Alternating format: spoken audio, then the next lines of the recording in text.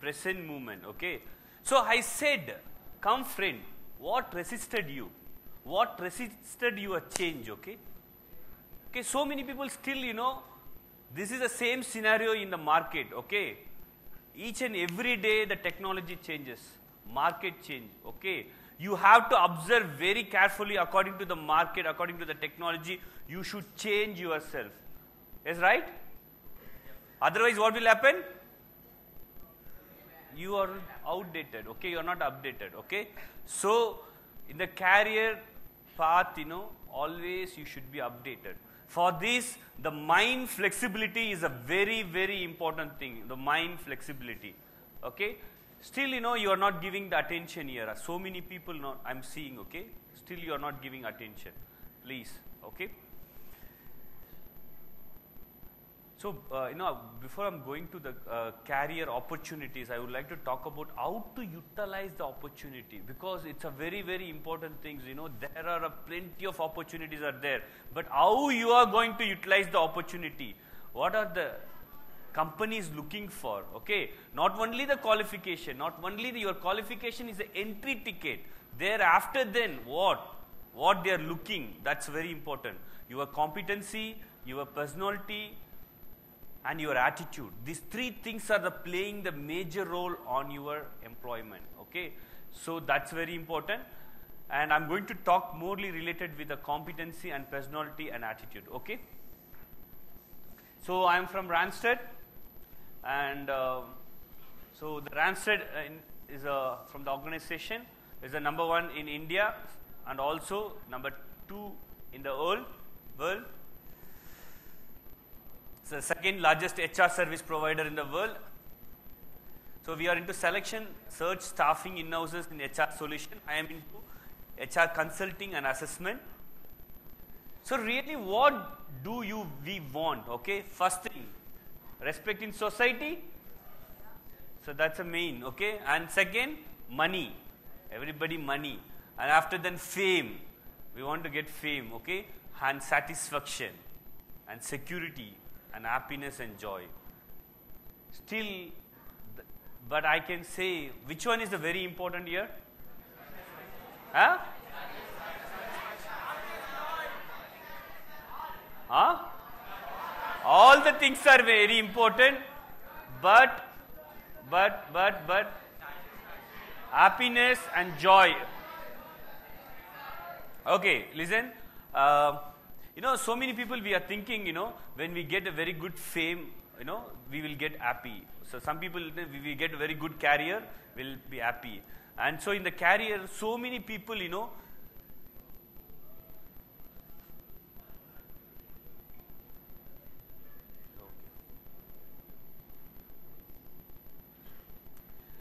what leads to lack the career success? Career not matching with one interest, career not matching with one potential, career not matching with one personality. So now you people all engineering students, engineering students, when now you are choosing your career, how many people know what you are? What is your personality? How many personality theories are there?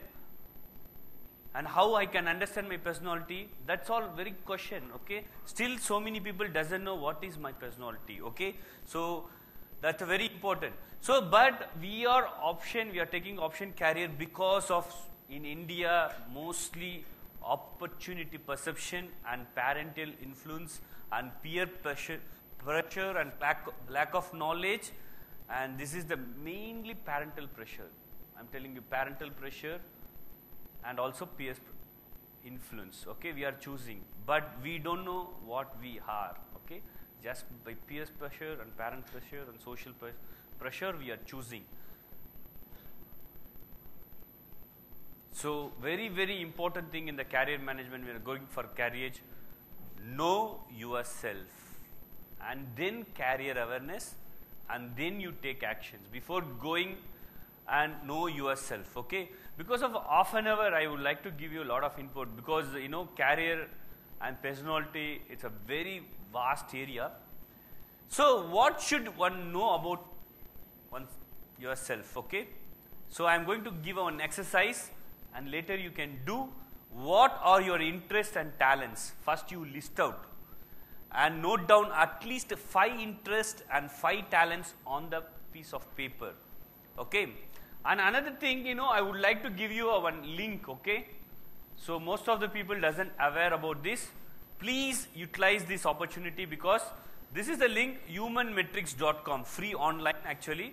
If you go humanmetrics.com, there is a free personality test is available, because each and every individual is a different from other individual. Okay, each and every individual have a different potential and capability and competence. So you have to understand about yourself. So utilize this questionnaire. Okay, humanmetrics.com. When you go and you can junk personality typology test, when you click it and you can do the test. Okay, and when you do the test in 16 type, what type it will tell you. If you answer to 72 questions, what type of personality you are, it will typology test, it will tell you. According to the type, in the Google itself, you put ESTG or INFP or some 16 codes will become.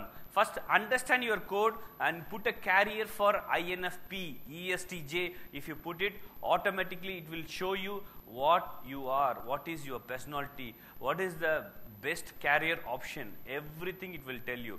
Please note it down and try to do it in your home and know your personality, and it will be more helpful. Another thing is 16 PF test is there. That is a type test. This is a triad test. Okay, it is called as factor test. In this factor, it will tell you 16 factors and it will scale you on 1 to 10.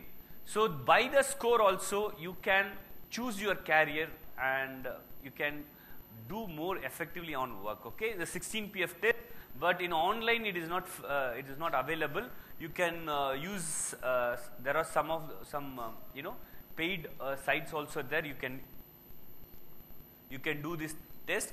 In the test also there is a career progressive report is there. When you do, it will give you a detailed report about you, not your team or anything. Okay, so it will give you a very detailed, more useful.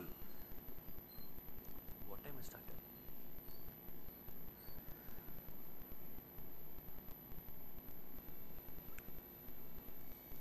Okay, this is a 16 PF test and 180 questions in 35 minutes. If you do, it will give you this 16 personality factors. Okay, so you have to understand, okay, about you, how warm you are, how reserved you are, how reasoning, how logic, or you are feeling oriented, what is your emotional stability. If your emotional stability is very low, can you opt an administration position? No, you can't interact with the people. So according to that, you have to choose your career. So emotional stability, dominance. In certain career, you need a very assertive, you have to dominate people.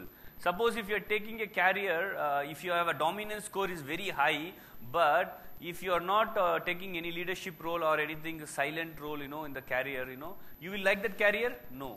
So if you have a dominance, no, you have to take some career related very assertive and more to influence. And liveliness, because some career, you have to be very silent, So you are a very lively person. If you take career, there is no liveliness in the career, no, you will not be happy. So according to your personality, you can choose. If suppose some career, no, you should be serious, but you are a very lively person. But if you took up a career, what will happen? You will be happy? No. So according to your personality, understand how lively, rule consciousness, because certain career you have to follow rules and regulation. So sometimes the career, they will tell you, okay, they are giving more money, so you will opt that particular career, okay, and particular organization. And after then they are making lot of rules, they are telling lot of rules and regulation. You will be happy?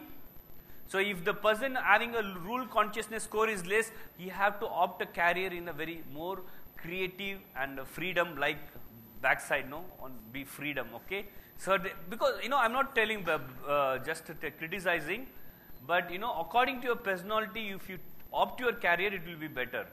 So otherwise, you will find lot of difficulty. Okay, please.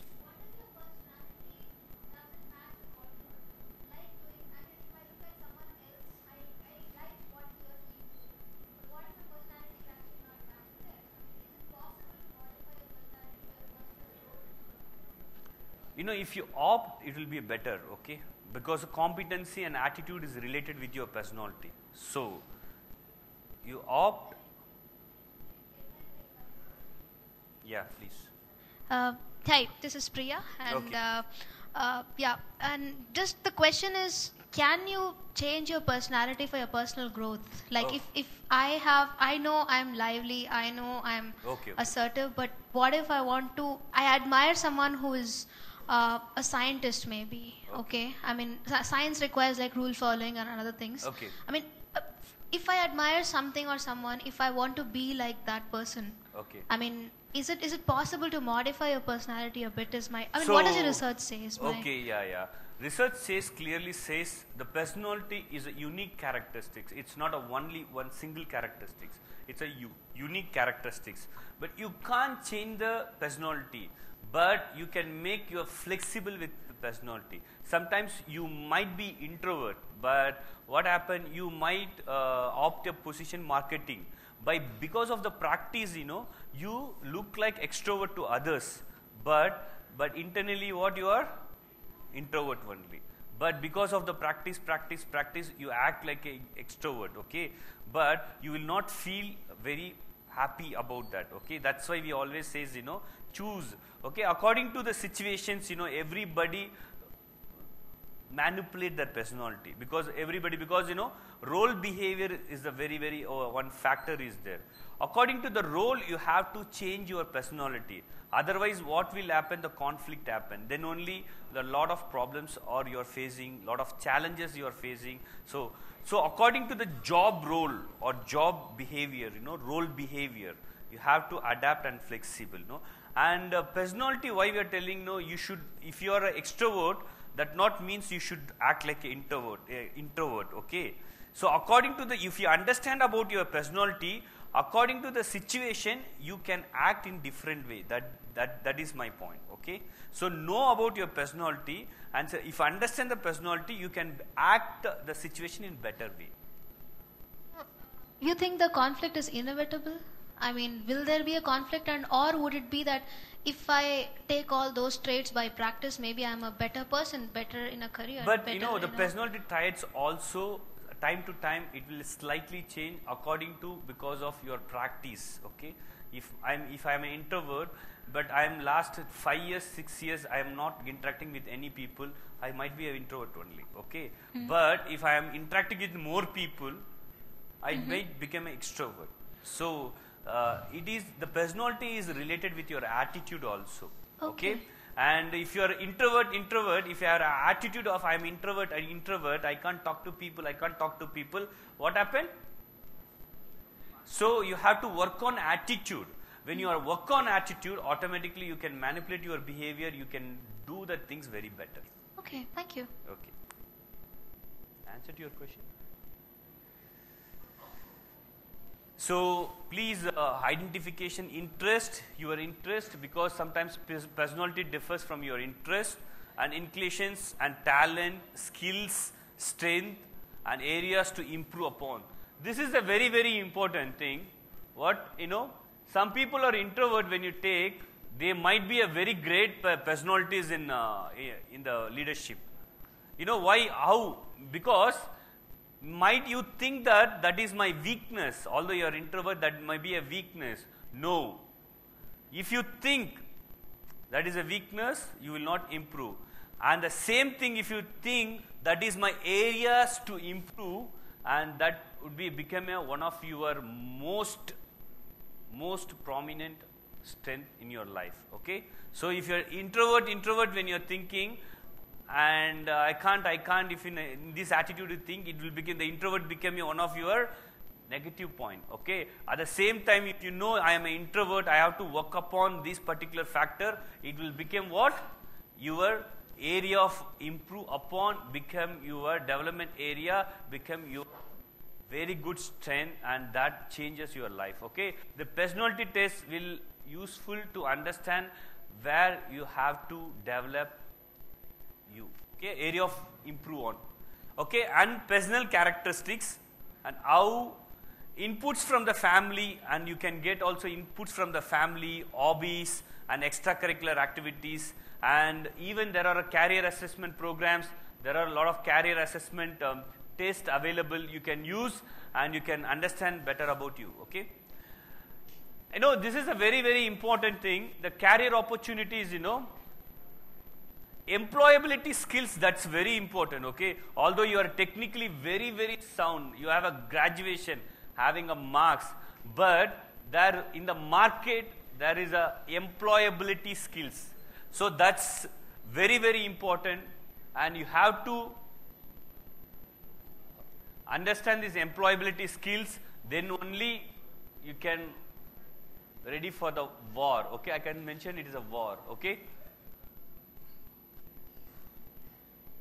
So making a career decision, before career decision, first you have to clear understanding about all these factors: value, your goals, and motivation, and aptitude. There are maybe a mechanical aptitude, language aptitude. There are different types of attitude. How good you are in these aptitudes, and personality, what type of personality you are. In the personality also there are a lot of theories out there. You have to understand more. And attitude, that's very important.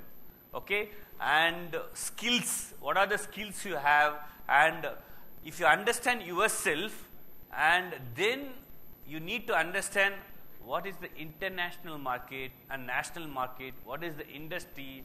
Okay, and what are the companies, and what are the job roles for my qualification, what is my salary, and all these things should also understand. And then when you match, and then you will you can take a career decision, right? So these two things are very important: awareness about the market and awareness about you. I said you change your place, but how many people understand? Okay, something they are doing, some purpose they are doing, So you lack in understanding the market. What happened? Few seconds, if you lack understand market, 15 people will already, they will be quickly, they will apply and they will get the job. So you have to be very, very conscious about the market, and you have to be readiness. That's a very, very important word. Learning readiness is a very, very important. Readiness to learn, readiness to change. These two important things. If the market changes, according to the market, immediately you have to update and learn yourself, and you have to be fastly react to the market situation, and you can easily get the position. Okay.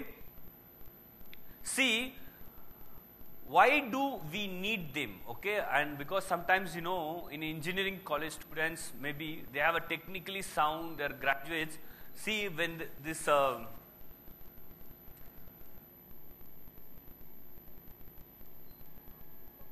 okay, potentially don't have them. Okay, see, so many people still they are technically updating themselves. Okay, but technically updating themselves, that is not important. Okay, and you have to update yourself in the business and customer awareness.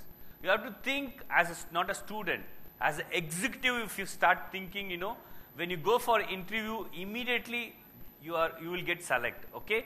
So they always in the candidates, they're looking the business, how good is in the business and customer awareness and self management and communication and literacy, and how good is in the problem solving, and how good is in the team working and application of these things and IT. These are the very, very important thing.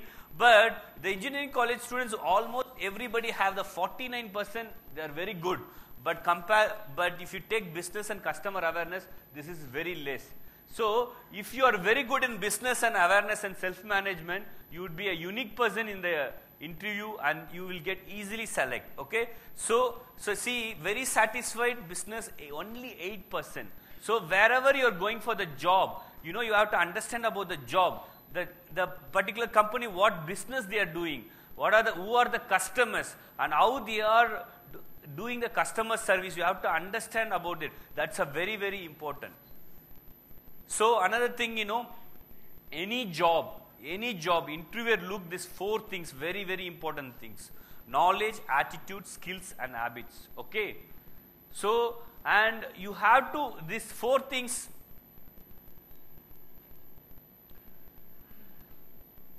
This is called as the job readiness indicator. There are 8 indicators parameter in the interview always everybody will check. One is the willingness to communicate, and second the problem solving ability, and third is innovative thinking and learning focus and working in team and entrepreneur orientation and personal credibility and resourcefulness.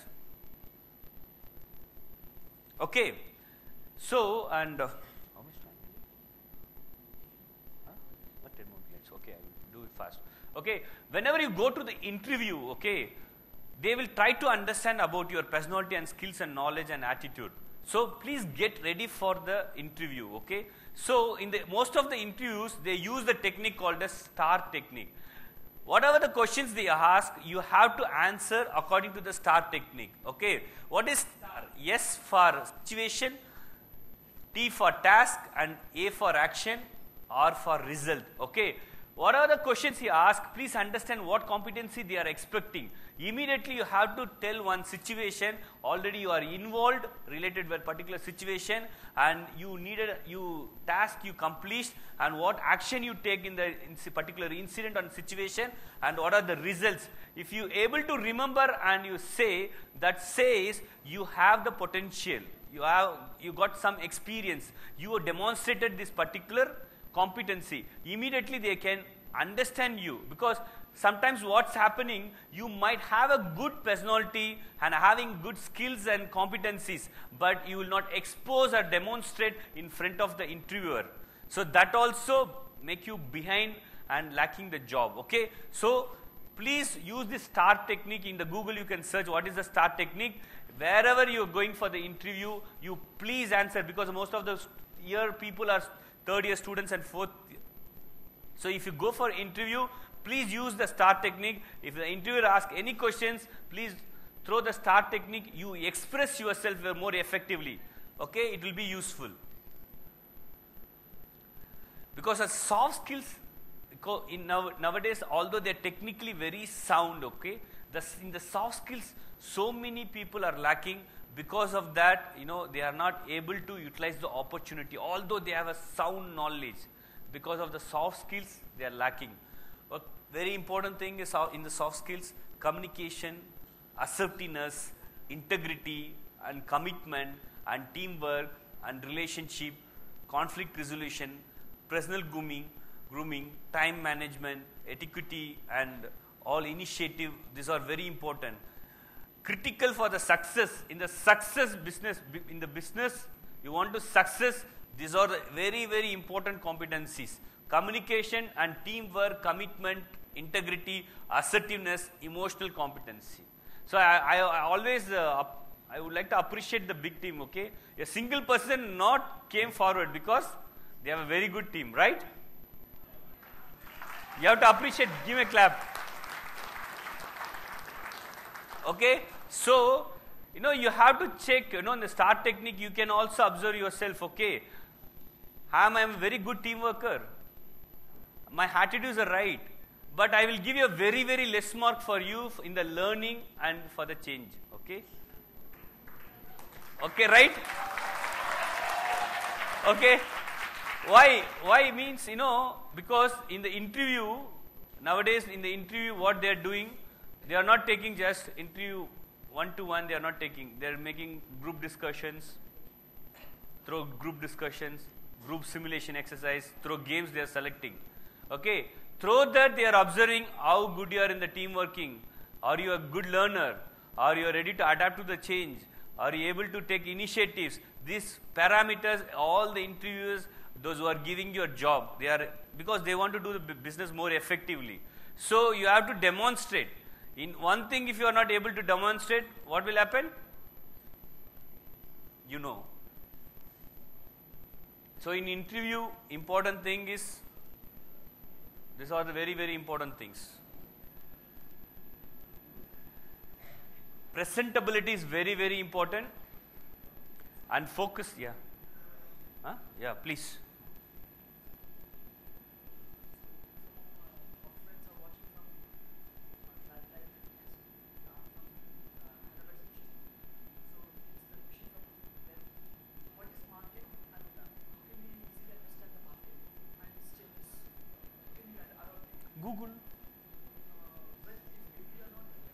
Google, the market is a very big. You can't answer to these specific questions, okay? So many industries are there in technical, in energy. If you take solar, so many electron, power energy, So Google, okay? So no one will come and give a ready-made, okay? And this is a market, you'd have to do this analysis, okay? So you have to keep on observing, learning attitude, keep on updating the market. That is the only way. There is no other way, okay? No other way, because no one will come in the market, one come and speed you, okay, you are a good, you come and this is a very good job, they will not tell you, okay. And the market, because competition is very high, okay, so you need to be very good learner and be aware in the market, and immediate response and the immediate action you should take. It's depend on you. Okay, simple.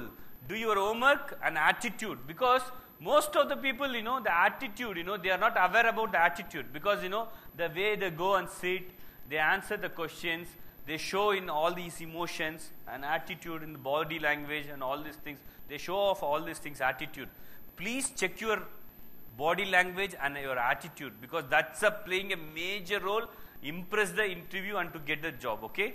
So do some homework, okay, with your friends or any people or in your corporate, okay. You do your homework, okay, attitude, okay. And to all the answer, be short and focus.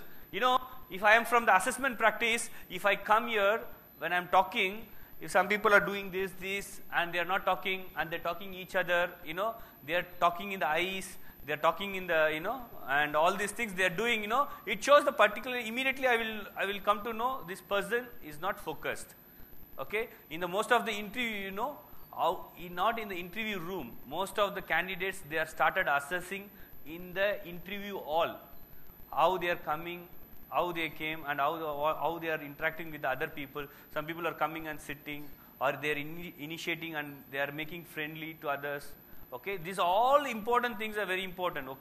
Very, very important thing. Attitude and your behavior, okay.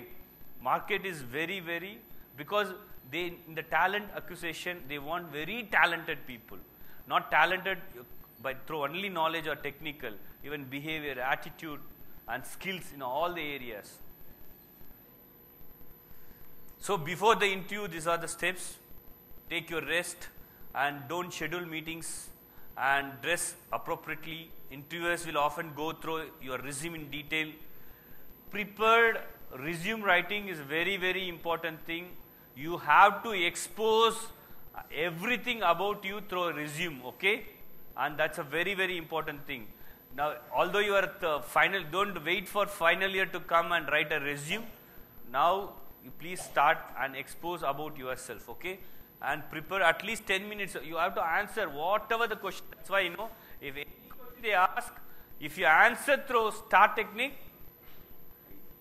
you will get.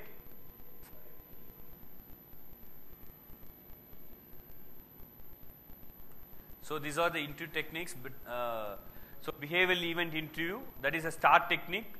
So you have to expose some situation, you have to expose about yourself and what are the skills and attitude and competence you have, okay. And so in group interview, so don't wait, after my final year over, in the interview I will do the group interview. Don't do like that. In free time, with your friends, you do group discussions and do mock group interviews. It would be a fine also. Okay, common questions and response, okay. This is the common questions in the career, okay. So you please prepare these questions for this question, answers for these questions. Tell me about yourself. And what do you know about your company? What do you want to work for us? Why should we hire you? How long would you stay with us? And also about your habits and style also, and like personality question. How would you describe your personality? How would you like to describe your personality? So if you already done a personality type, personality test, you easily what do you do? You able to expose about your personality to the interviewer. So do the personality test and utilize this opportunity, okay? And are you a leader? what are your future goals? So many people doesn't have the future goals. Engineer, they will say only one word, engineer. With time, you have to through the duration, you have to give your goals. What are your strengths and weakness? These are the common rejection in the career. Although you have a very good knowledge, poor personal appearance, lack of interest and enthusiasm, weak handshake. So many people doesn't know. If anybody give handshake, please give good handshake, okay? Late to interview, lack of confidence, lack of maturity, lack of manners, okay? So there are likewise, in the Google, everything is available. If you put the question common reasons for rejection in the interview, you will get lot of indicators. And check it and be aware about all these things. And any questions?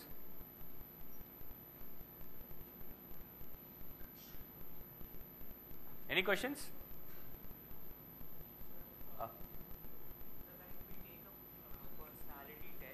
Okay. Then, how do we exactly understand which field we should approach? Yes, good question. I already answered to this question. This 16 PF free, 16 type test I said no. You will get on code ESTJ, EFJ, okay. So just in the Google, if you type it, EFGJ personality, you will get plenty of sites open. Your personality profile, you will get personality profile. In the profile, it clearly says if you are engineering, what type of job will be easily to you, okay? What are the career options also, it is detailed there. Even the LinkedIn, if you go, in the abroad countries, they are very aware about this personality test. Even whoever they introduce themselves, they will introduce, I am from ISTJ, I am from EFGJ, okay? I am ENTJ, likewise they will introduce in one of the 16 paper. Even in the LinkedIn, on the Facebook, even the group also there. ENFG group profiles, they make friends likewise. And which are the type of people will be friendly to you, which are the professional, career, your development area, where is your blind spots, what is your strength, and all the details, because mostly 35 pages profile you will get. Okay. Any questions? So nowadays LinkedIn is also playing an important role in recruitment process. Okay, yeah, important. So what kind of profile one should make and prepare, and how to network on LinkedIn? Okay, and this is a very important question. Why this forum, all these things, and so many nowadays in the recruitment, there are so many people are getting through LinkedIn, right? So if you have a LinkedIn profile, the recruiter will not select you, okay?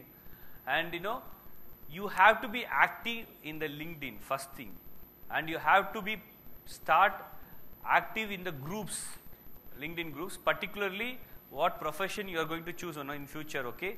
Professional groups, and keep on posting questions with your technical people, okay? Those are pioneers in your field, okay? So interact with them.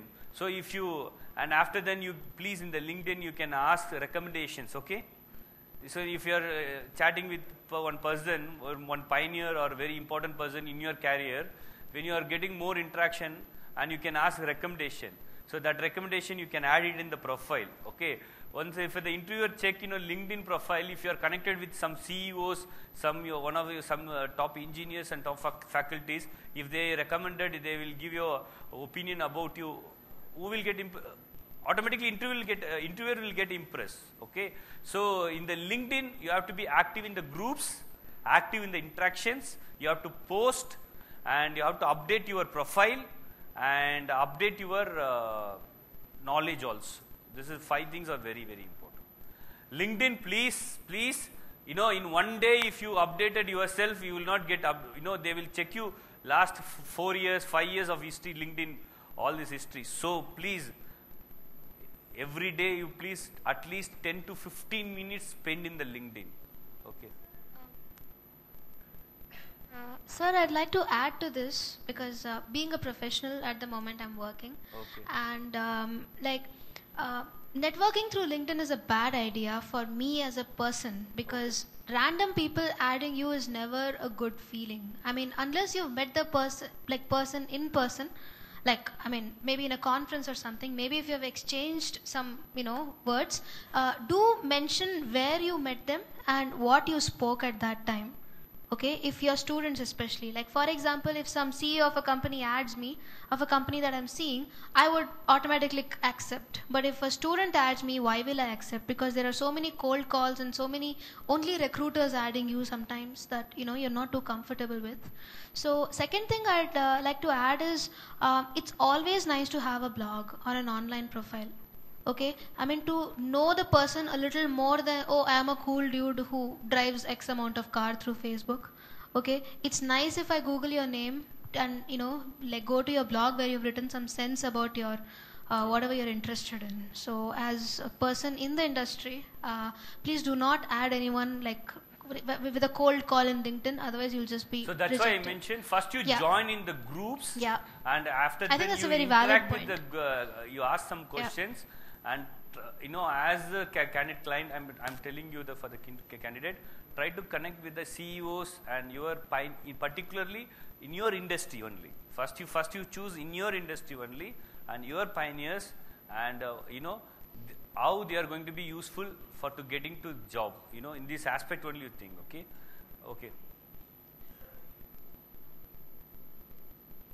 We'll take one last question because we're short of time. Good afternoon, sir. My name is Rishi Jain and I'm from Bombay section. I have a small question to ask. Sir, how one can bridge a gap between plan and action? I'm not able to make like a bridge between I am good in planning, I planned out thing, but something remains to be executed. How could I bridge that gap? Okay.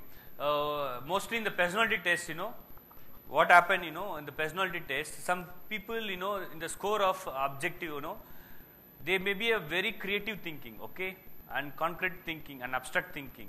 So they are very, very good in planning, okay, but in organizing things they may be lack. Okay, this is the question. So according to that, you have to, if you come for coaching, I understand your personality, because all the 16 factors, I can easily guide you. Okay, so for this immediate answer, okay, you have to might be your creative thinking may be high. That's why you are planning very good. Okay, but in organizing and all this capacities are weak. Okay, so what you can do is you have to start it on doing on 1 hour planning, time breakup planning. Okay, don't try to give a 1 day planning or 2 days planning. Okay, or 1 week planning or 1 year planning. Try to do 1 hour planning, okay, and this is called as time motion study. Okay, when you started doing this time motion study, any planning when you are doing, before doing, you have to do in the planning time motion study, and when you do this time motion study, automatically, in every level, you can achieve the task, and overall planning you might achieve. Okay, so time motion study. Okay, yeah. Thank you. Thank you so much, sir. That was very.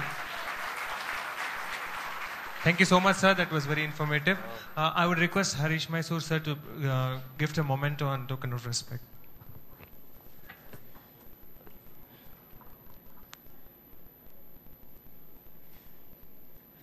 Okay.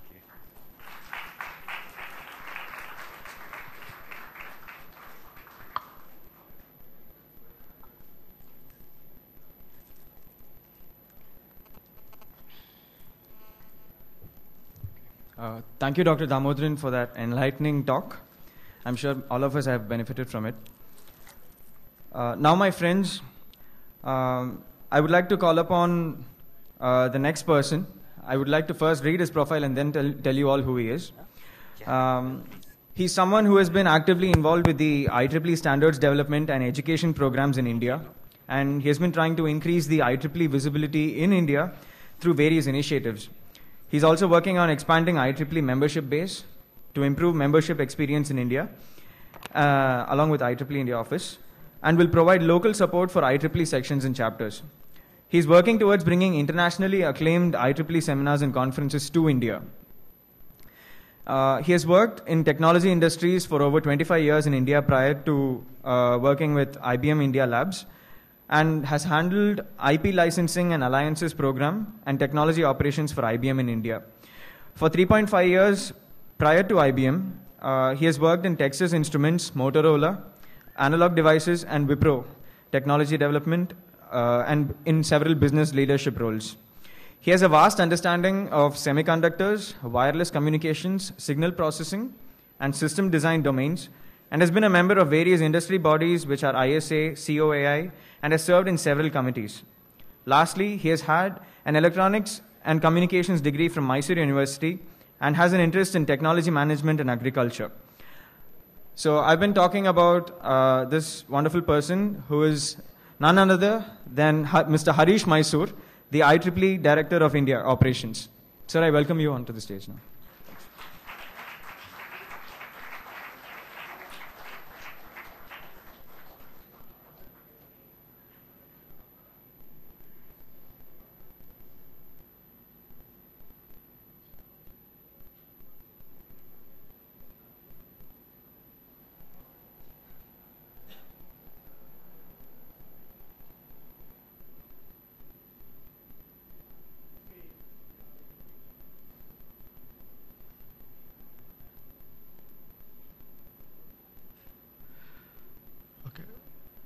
After a wonderful session from Dr. Damodar, I think you are all charged towards making a very good profile for yourselves, and maybe you start blogging and you will be very active in LinkedIn and everything else.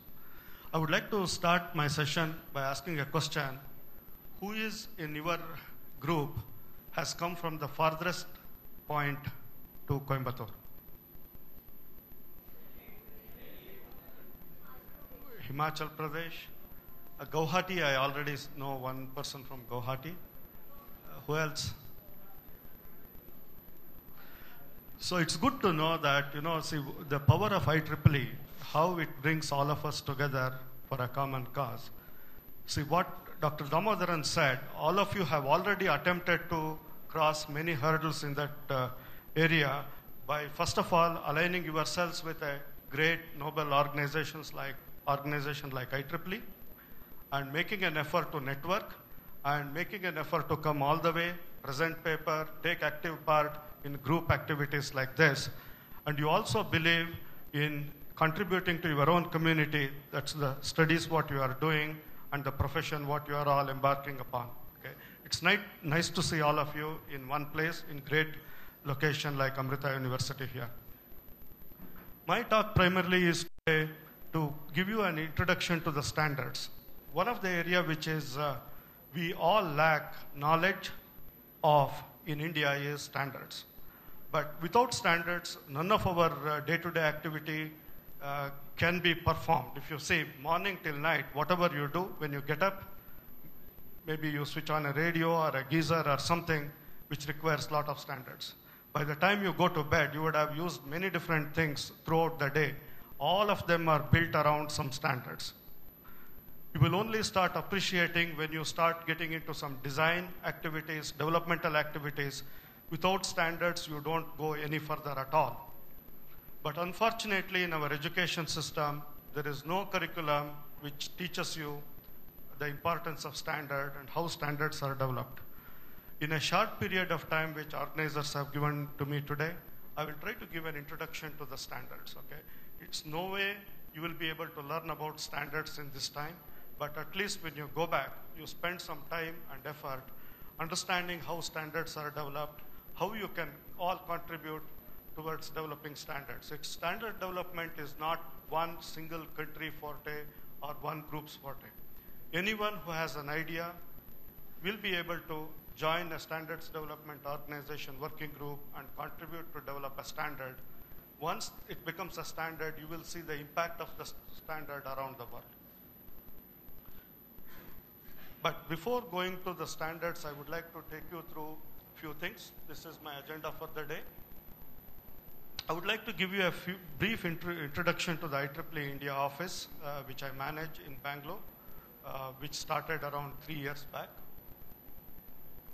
And some introduction to the initiatives what we have through India office, And about Standards Association, I would like to talk about how IEEE Standards Association works within IEEE. And standards and industry, let us see how the interaction and the correlation is. And the activities we have related to standards in India and opportunities for you people to participate and contribute to the standards development process. And standards education and the IEEE is the last one. With that, I will try to close my remarks. As all of you know, and all of you are already part of it, IEEE is the largest professional body in the world with roughly around 450,000 members. This is dated already. We operate in 160 countries. If you see, perhaps United Nations is the only one I can think of with roughly 200 countries and territories across the globe. Hence, anywhere in the world, if there is a scientific and technical education, scientific and technical activity happening, IEEE is already there. India is definitely one of the major participants in the IEEE activities in the world. As you all know that we make 50% of the Region 10 population in India, where Region 10 is spread from Japan to this part of the world, including Pakistan and Afghanistan and other countries. On the publication side, we should all be proud of IEEE is the largest technical publisher in the world. With a documentation online, what we have is roughly 3.5 million documents, which scientists, engineers, faculty members across the globe keep accessing it on a daily basis to enrich their knowledge and to keep abreast with the latest in the technology space in the world. We do roughly around 1,200 conferences a year, anywhere between 1,200 to 1,400, that's the number. But out of that, there are 65 major conferences which happen in India. It is still small compared to the best conferences which happen elsewhere in the world. There is a big demand and a need for bringing quality conferences to India, as we all know. And there are 45 different technical communities, and there are more than 900 established IEEE standards, and there are 500 standards in works as we speak. IEEE, predominantly the last 127 years of its history, has been a US-centric organization where most of the technology work and the education and the research has been happening.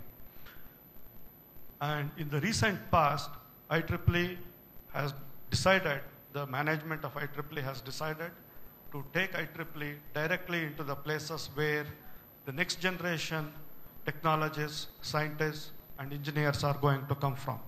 If you see here, IEEE established its Computer Society office in Japan around 18 years back, China office around 8 years back, Singapore office around 17 years back just to service membership activities in the region. India office is just 3-year-old, and in Brussels, Belgium, it's only a year and a half or two at this moment. But let me just briefly talk about IEEE India office for a moment. We are one of the newest offices around the world. In the last 2.5 years, now we are the second biggest office outside the United States. We have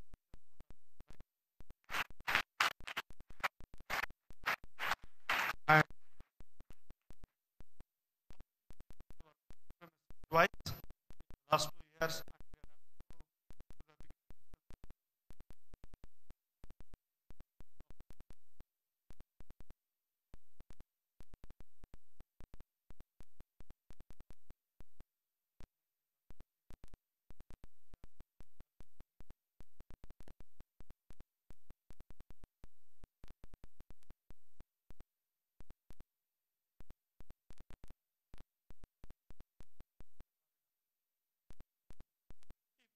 Of the technical manpower in those places are from Indian origin. Hence, it is not just in India we have the technical manpower strength. We have made our presence felt all over the globe, especially in the United States. Now, with this, what we are trying to do is the next generation of innovations, where it is going to come from, is going to come from India and people like you. And people like you, when you go to higher studies elsewhere in the world, and you will be contributing to this. If you look at today, recently the Google executive, the lady who has been shown in the Time magazine and the CNN profile, look at, she's from, I think Delhi, right? She's from India, no, Pune. She's from Pune. She's from Pune. If you look at the number of startups in the Silicon Valley, almost 50% of them have been from the Indian origin, people of Indian origin who have started those companies. Hence, there will be more and more innovations which we can attribute to the education system, what we have in India, and perhaps if we can succeed, those innovation companies can also be started here, and we will start seeing the research, creation of intellectual property, and contribution to the IEEE related areas coming out of India. That's why we are here. Okay, these are our 39 different societies, which some of you may be familiar with. In your studies, you may be already interested in some of these societies and looking at the proceedings of these societies as well. So this is a snapshot of India. These are the sections which you are all familiar with, and roughly around 50,000 members this year. And we have around few individual standards members, roughly around 100. And also we have few corporate standards members in India as well. So this is our focus in India. As in the introduction, we see that there is an immense potential to grow membership here. Even though 50,000 is a big number out of 450,000, looking at 1.5 million student population, what we have today in the technical universities in India, it's a very small percentage. Assume that within 1.5 million, 50% of the student population directly engaged in IEEE related domains. You know, it's electrical, electronics, computer science, bioinformatics, and renewables and environmental related, many other fields. We also provide digital library, sales, marketing support out of India office, and also provide the technical support to the end user community, that is the librarians and the students, the faculty, and the practicing engineers. We have roughly around 1,200 odd colleges in India which subscribe to digital library. That makes it 1/3 of all the engineering colleges perhaps in India have access to IEEE Explore platform. We also, in India office, like any other multinational organization, we develop software for IEEE's internal use. We have a small software team which develops the IEEE integrated business platform application, which all of you use either to renew your membership or to access the digital library. Part of it gets developed in India. That's another piece of work we do. Another key area, the India office originally was started for dual purpose. One, to promote educational activities in India. The second one, the standards activities. Even though today's talk is more towards standards, I would like to briefly talk about the educational activities. If you look at, there is an immense need and ability to accept and adapt when it comes to education. As a country, we place very high respect and regard for anyone who is in the education space. And the importance of education, the way we give the importance as a society, no other society actually gives that importance to the education. In other countries, if you have some other trade, it is fine, you can still make a living. But in India, education is everything, through which we try to transform our lives and identify ourselves who we are. And this is the only way we can change our own condition, economical, social, and otherwise, through better education. Hence, there is so much focus by parents, the governments themselves, the local and the union government, and the individuals and the families which make significant amount of sacrifice to educate their children, which is not seen elsewhere in the world. Hence, we in IEEE, what we are trying to do is participate in the education domain as much as we can do, with the right intervention, building the proper curriculum, creating the right tools where the students and faculty can make use of them to either learn or deliver proper education, and also to help the policy makers to create outcome-based accreditation so that the experience what IEEE has in doing accreditation work in America using ABET, all the electrical sciences subjects are accredited by IEEE actually. We are trying to share that knowledge with the policymakers in India. This is another area we are working here. And a very active faculty development program we have in India, which I will talk about a bit later. And also, there is also a problem we all face, and we keep hearing this quite often. After graduation, when we go to a workplace, the first question is the employability. You know, okay, this person is educated, but is he or she employable in the given industry? The answer often is no. Roughly around 20% of the students, they can be readily absorbed in a workplace, but rest of them require a lot more training and reskilling, as we can call, has to happen. Perhaps this we hear from people like Narayan Murthy and others, Premji keep talking about it every now and then when they address the policy makers. We are trying to intervene in this area by creating specific skills-based program, which is for working professionals, early the students who are looking for a career in a particular domain, so that we provide them the additional knowledge base and a certificate and a certification so that you will be recognized that you are proficient in that area. This is what we are trying to do. I will come to that a bit later during my talk. Bringing international conferences to India. If you see, many of our conferences are repeats, okay? We will have a similar conference from October to December. If you see, take a topic, you will have, on the same topic, you will have 20, 30 conferences. But if you look at the best conference where you would like to participate, perhaps is not happening in India, it is happening somewhere else. One challenge which we have faced when we go and meet up with CTOs and CEOs of corporates in India, they will ask, why don't IEEE bring your flagship conference to India so that I can send more employees to those conferences, and there will be more people who will write the papers and try to publish them through the conferences. We are trying to bring few of them. One is cloud computing for emerging market for the second year in the row in Bangalore. It's an international conference which we started. Another one is on a big data, which is on an AdCom conference, which is happening in IIT Madras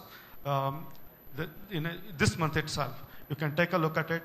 All these proceedings of these conferences, including the recordings, are put up on the IEEE TV. And also related to smart grid and other areas, we are trying to bring the conferences here. In the VLSI domain as well, we have been supporting VLSI annual conference in every January for last 22 or 23 years. That's the VLSI conference. This time it's happening in IIT Bombay, I think, IIT Bombay. If you have an idea about the conference which you would like to see, please bring it up through the section leadership. They are the right people to recognize that as a conference and put the right committees, and we in office will support that initiative. And when we say an IEEE managed conference, every program committee has to just worry about the programming part of it. Entire logistics, all that support will be provided by professional staff like ours. And hence, you know, your only purpose will be to look at the papers, how to qualify the speakers, you know, run the program. Rest of it will be done by the IEEE, the professional staff. Sorry. Oh, sorry, I am just. Oh, I made a mistake. I turned the stick. Okay, let me briefly touch upon educational activities, one of the core activities for India office. We are having an active faculty development program. We have a collaboration with IIT Gandhinagar. what we have done is we have taken 4 electrical and electronic subjects, basic subjects, as a pilot, and then we have identified the subject matter experts who have created the content, and the curriculum has been defined by IIT. Oh, sorry. Even though I'm not touching, it's moving. Okay. These 4 subjects the content has been peer reviewed by experts around the world.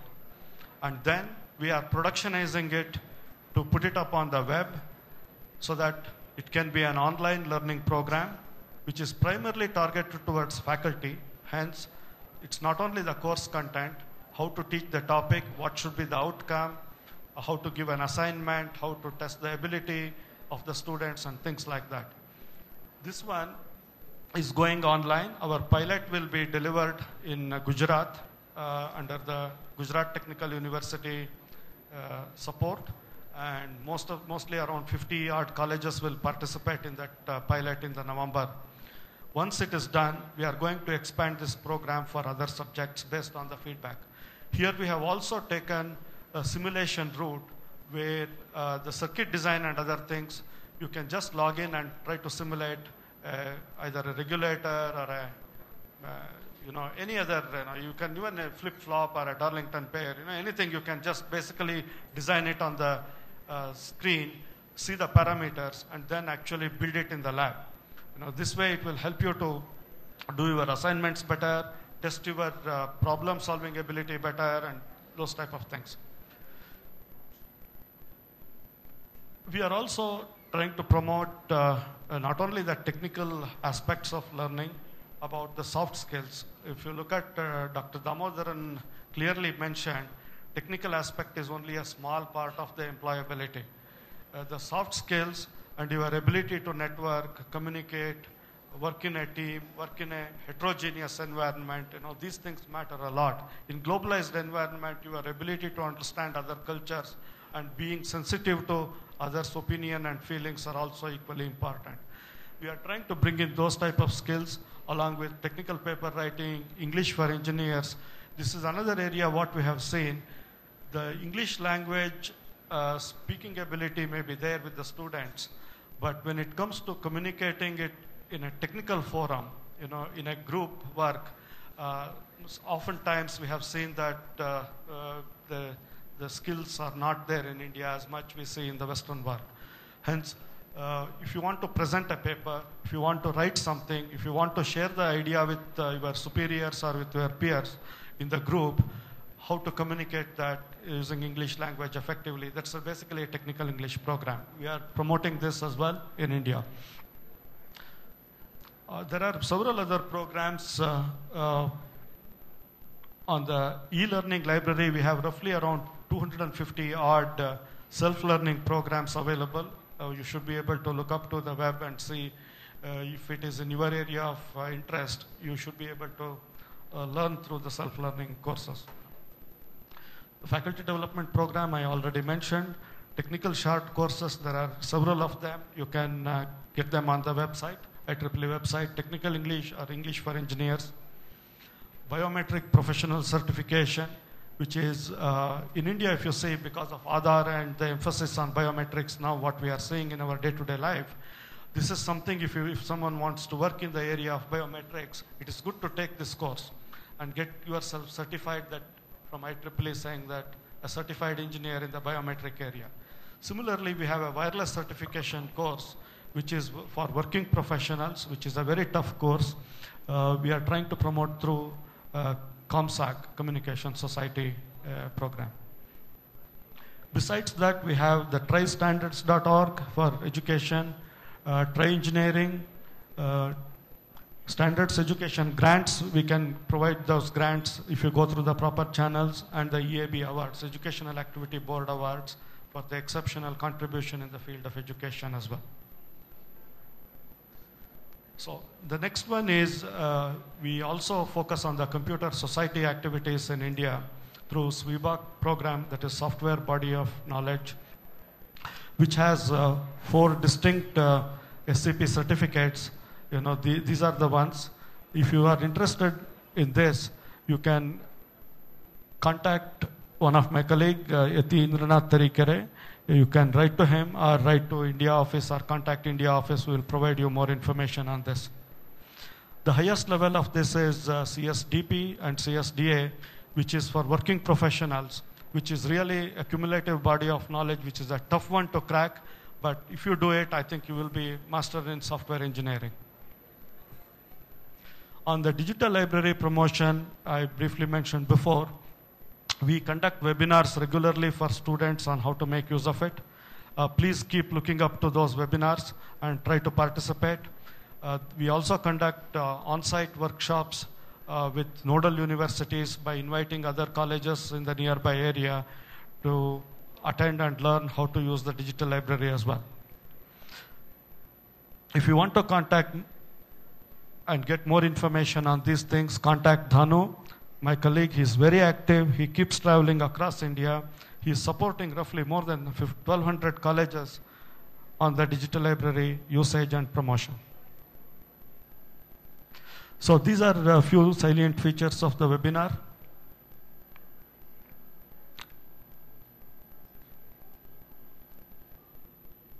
Next, I will come to today's topic, which is on the standards. I would like to give a brief introduction about the standards within IEEE. The Standards Association is one of the organizational units which works pretty much independently within IEEE. It has its own management, its a managing director, and works under IEEE members, elected members, the president, and the council, what we have. So on the Standards Association front, we have 7,000 individual members and 127 corporates which are participating in IEEE standards development process as we speak. There are also around 20,000 participants across the globe. At one point, India also had several hundred individuals who contribute to the standards development activity. If you notice, these individuals who contribute to the standards, they are doing it on their own personal interest, even though there may not be a mandate from their own institution to participate in the standard. Just because they are working in an area for a long time, they have an idea to share with the rest of the world, they actively participate. It is good for you to join some of those conference calls or to get to know how they contribute and then conduct these programs over a period of time. You know, some standards development takes several years. Roughly, it can take 2 to 3 years in an average, but some of them can be an ongoing exercise. If you look at the 802 dot family of standards, there is almost a never-ending activity of the 802. If you look at the impact of that standard, I don't know how to explain that.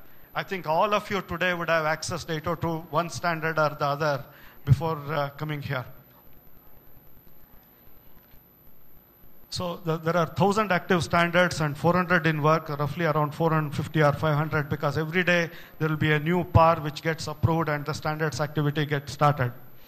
These are primarily governed by the volunteers. The beauty of IEEE standardization is even an individual can take his or her idea into the standards process. Whereas if you go by other entities or SDOs, I will talk about them in the next slide. Sorry. So these are the several areas we are working on standards development. If you look at it, not only it is the communication standards which mostly people refer to, but the power engineering side, on the nanotechnology side, even on the safety of nuclear energy related areas. I don't know whether it's there here, radiation, nuclear science. We have significant number of standards which provide the safety for the nuclear installations.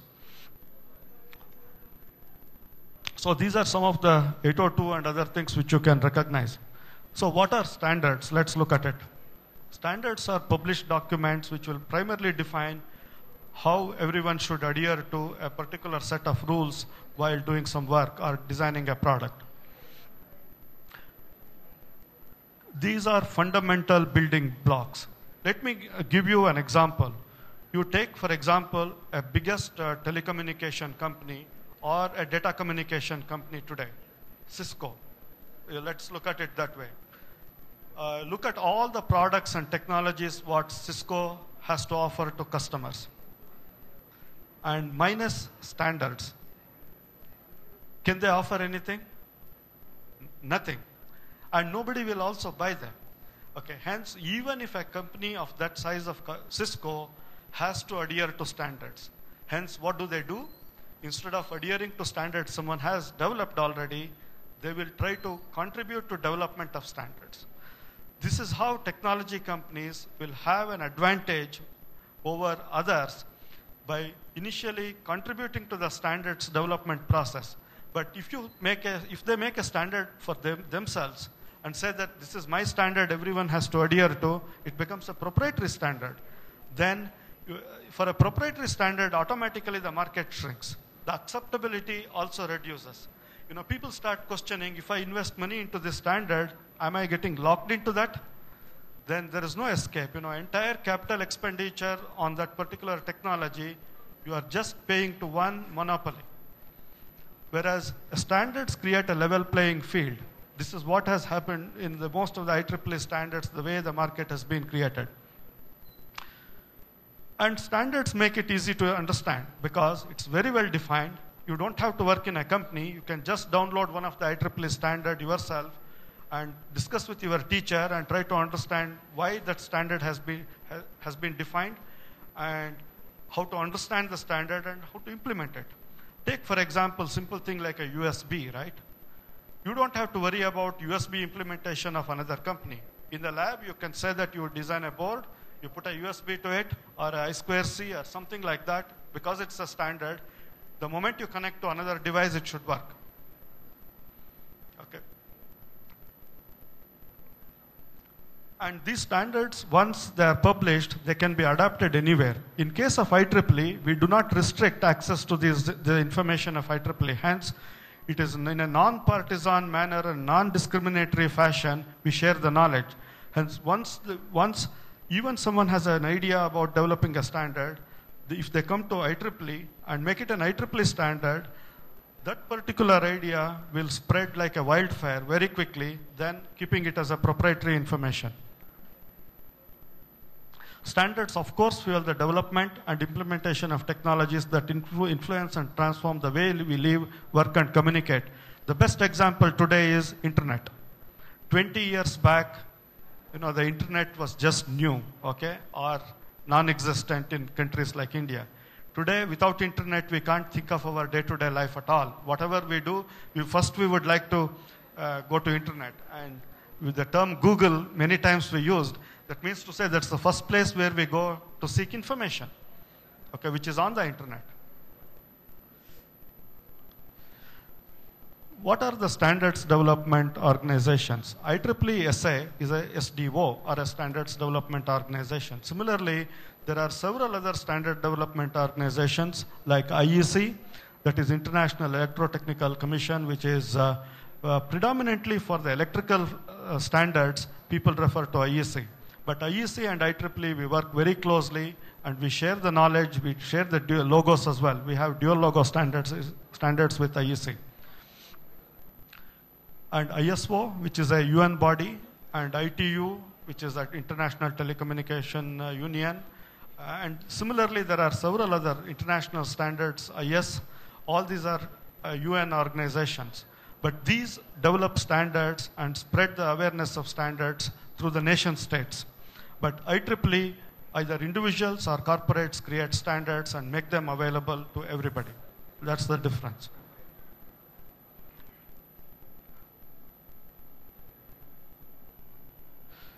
Standards and industry, let's look at it.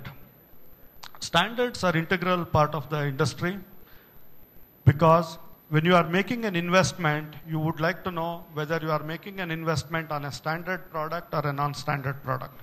Or if you are developing something, if it's a standard, the longevity of that standard is guaranteed and acceptability is also guaranteed. And you create intellectual property and you are willing to share that intellectual property with others as well. Who participates in the standards development? Anyone. I'm telling you, all of you can participate in standards development if you decide to do so today in your areas of interest. Individual and the businesses. The companies which will have certain focus areas and they will continue to look up to those standards all the time. Academia, of course, for knowledge purpose, they will keep following certain standards work. Governments and federal agencies, federal agency is a term used in the US, the union government in case of India, the Bureau of Indian Standards is the organization which keeps track of the standards in India and publishes standards for India. We are also working very closely with BIS right now. Perhaps in a couple of months we will announce our tie-up with the government of India in sharing the knowledge. And public at large, which is certainly interested in safety and standardization of certain technologies. So what does good standards offer? A balanced blend of alternatives, technical alternatives, economic needs, and creation of an economic activity around the standards and the requirements which can be universal and global. So these are the fundamental principles, 5 principles on which IEEE standards process is derived out of. One is due process. You know, we follow the IEEE process is actually very clear and very transparent process. And the openness. We are open so that we don't restrict anyone who would like to contribute or critic or to give suggestions, which is very open. And it's always a consensus building one. Hence, it is not one big company can just bulldoze over the smaller companies. Even a big company will have only one vote when it comes to voting in the IEEE standards process. And it's fair and balanced and right of appeal. You know, if you have a better way of doing things, you can appeal and it goes through another round of deliberation, consultation, and after that it goes for a voting before it becomes a standard. Hence, this whole process over a period of time has been perfected to an extent where sometimes you can quickly take an idea into standardization process. Sometimes you can have a standard and keep on evolving that standard. That's exactly what is happening with the 802.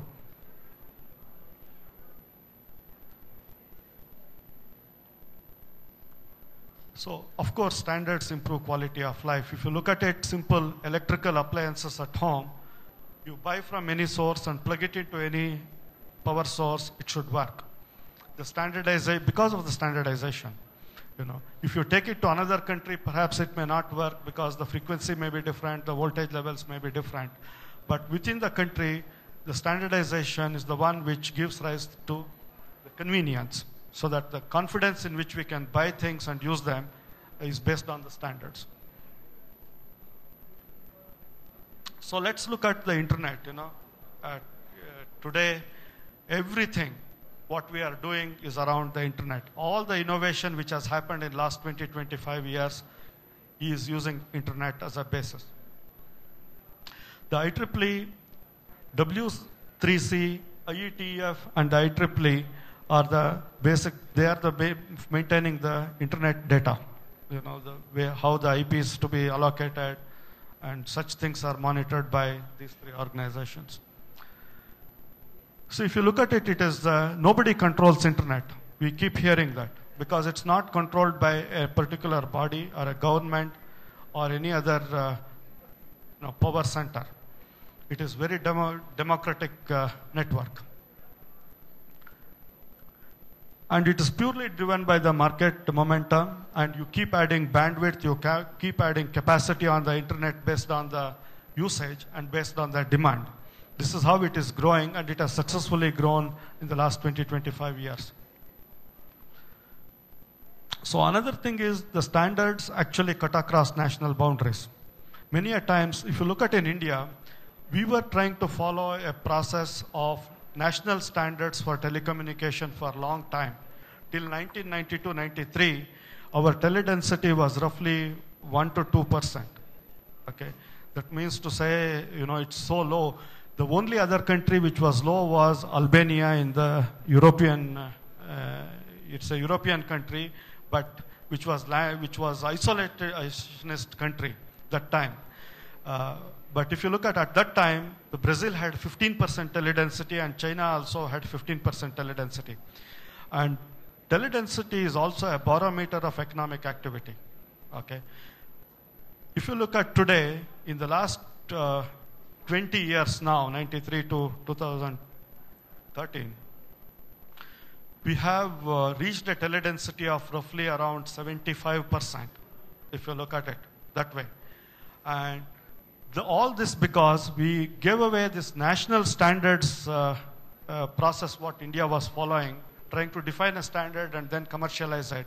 We opened up the market for the standards and adopted globally recognizable standards like GSM family of standards and CDMA standards and other standards which were evolving at that time. And India also became agnostic to a particular standard. Hence, any standard can be implemented here, and then market will decide which standard to promote.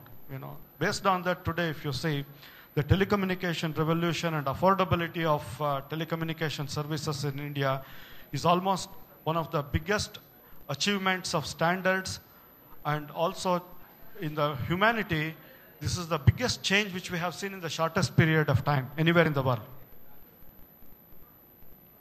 Yeah. Okay.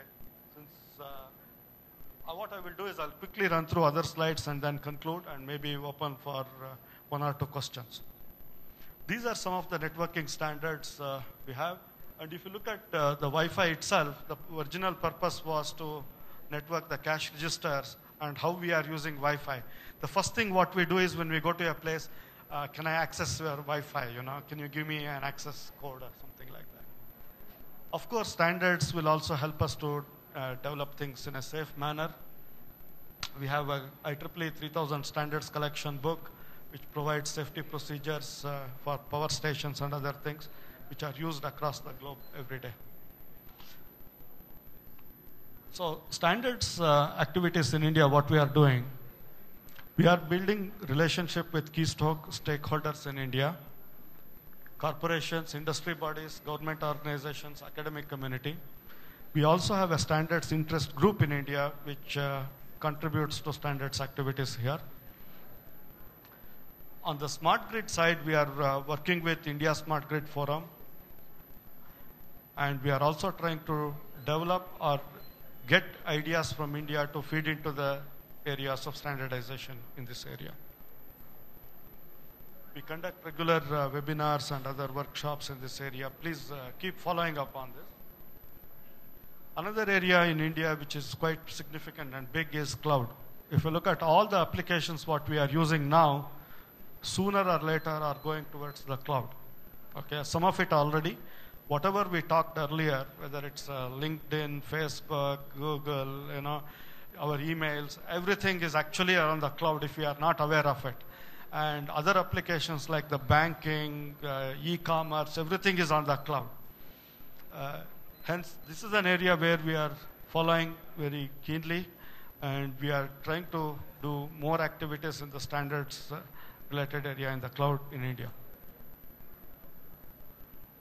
So another thing which we started a couple of years back is Indic language standard for the soft-defined keyboards, right? The keyboards are contextualized now, but we don't have good Indian language standard for the soft keys.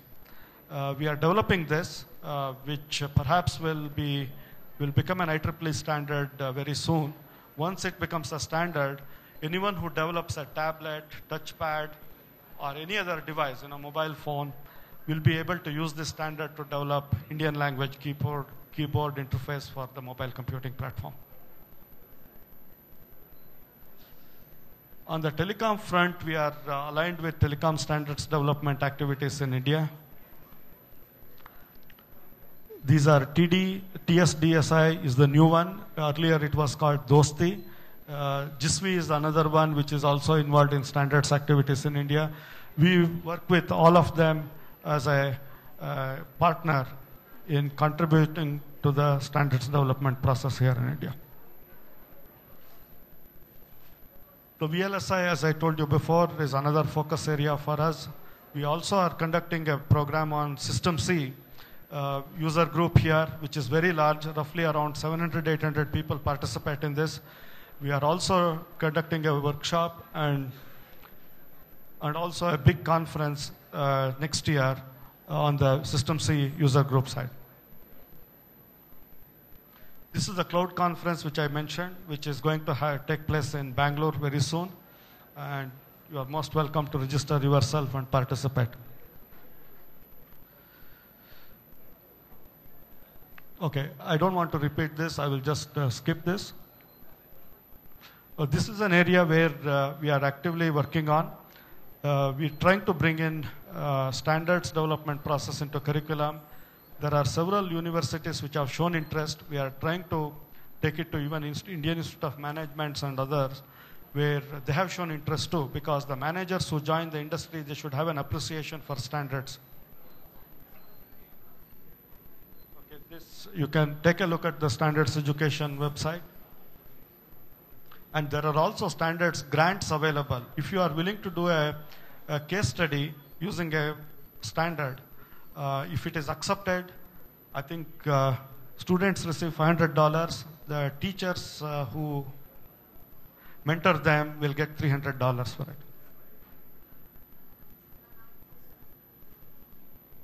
Okay. On the standards, if you have any questions, please contact Sri Chandra, my colleague. He's an expert in standards and he spends all his time in doing this activity. And you can as well contact me as well. I can give you some inputs. With this, I would like to close and take 1 or 2 questions in the interest of time.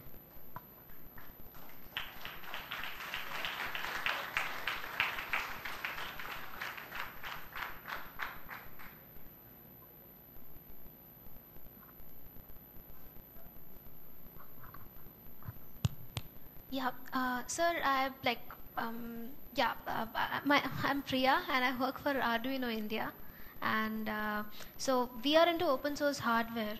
So can there be any open source hardware, how to teach open source hardware kind of standards? I mean, you think that's a possibility that exists, or is it a possibility that we are willing to explore? Because I'm heading the organization at the moment and we are very seriously considering bringing open source hardware education to students. So instead of just making money going directly to colleges, we want to maybe talk to IEEE, because I see the sheer amount of enthusiasm that the members have here.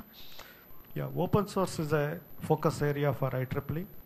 If you look at in the next 5 years, lot of things what gets published now will go through the open source route. Perhaps there will be an upfront fee when you publish. Later on, it works in a different way. We are continuously looking for open source contributions. In India, what we are trying to do is we are approaching leading universities and research centers to put their journals through IEEE open source mechanism. We already started contacting a few universities. IISc is one, and Delhi Technical University has agreed. CPRI in Bangalore has agreed to work with us. Indian Statistical Institute in Calcutta. Like that, we are looking at their journals and see if it can be published through an open source mechanism. On the open source hardware, see, it is an interesting topic. I have heard this before many times, because hardware is I come from the semiconductor background, okay? See, it's a business which is managed by very few companies across the globe. It's a $300 business, $300 billion business when it comes to semiconductor manufacturing and design. But it's a $1.5 trillion electronic manufacturing business, the product business. When you talk about open source hardware, it is primarily, an FPGA can be an open source, okay? Whether Altera, Xilinx, or anyone can be an open source. They can claim to be open source because anyone can take the platform and develop their own stuff.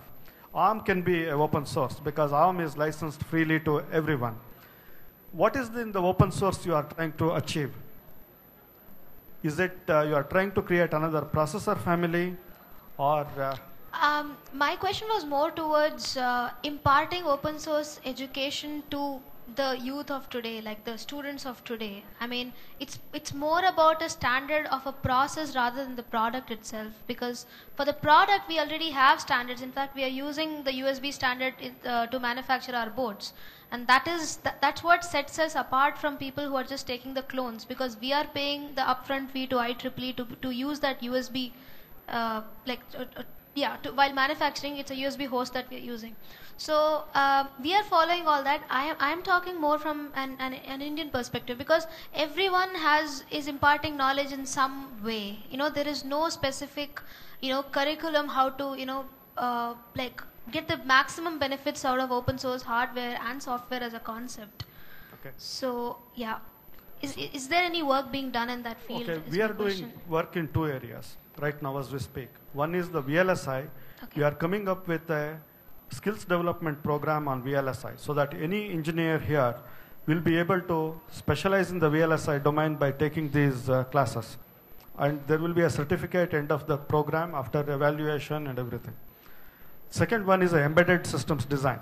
We are bringing up with another courseware for the embedded system. But what we have done there, we are trying to keep ourselves away from a particular family of products, whether it's Atom or Nomadic or MSP 430 or OMAP or anything. We are not going with a company product. We are trying to teach embedded system in a slightly neutral way. How can we teach it in a neutral way? Because all of them, work differently. Achieving similar goals, but when we are teaching or imparting, Yeah. it generally deviates towards one product in general. Even if we have knowledge about others. Yeah, And talking about MSP and other things, they are not open source. All of them are like proprietary closed source products. All of them have to be proprietary, because otherwise these companies will not be able to survive. The Yeah, open so source is the one. Arduino, my company is fully open source. Like A to Z, it's open source. The design files are open source. The code base is there. People can hack on it. There is support and everything. What medium is your medium of preference when you are designing this embedded course? No, we are looking at the current curriculum Yeah. and the market requirement. Cool. We So are taking what mostly processor? the information from the industry, what they are looking for in an embedded system design engineer Okay. in their workplace, what they are not finding from the universities directly. So what is the platform of your choice at the moment? We are platform agnostic. We are open that way. Okay. When we teach a subject, we will certainly not promote a particular processor family or a platform. Okay. But at the same time, understanding of systems, Yeah. okay, whether it's a signal processing or a microcontroller programming or memory management, power management, or graphical user interface, providing different things for different applications, right? Finally, your end application will determine what hardware you need and what software you need. Okay, that way we are trying to teach that. So we are teaching processors without naming the processor, you mean? Not necessarily. If you take a platform, you will obviously have to work on a target platform. That's Okay. my question. But you can do a lot of it through simulated learning, but you still need a targeted platform. Still need it. True. So Because which one are we using in the program that IEEE is having no, at the we are moment? at this moment, we have not finalized on the hardware part. We are only focusing on the curriculum part. Okay. This program but- will be ready in next 6 months or so. Okay, so the curriculum doesn't have a particular hardware in No, mind? we have not evolved based on that. Okay, so there is no particular hardware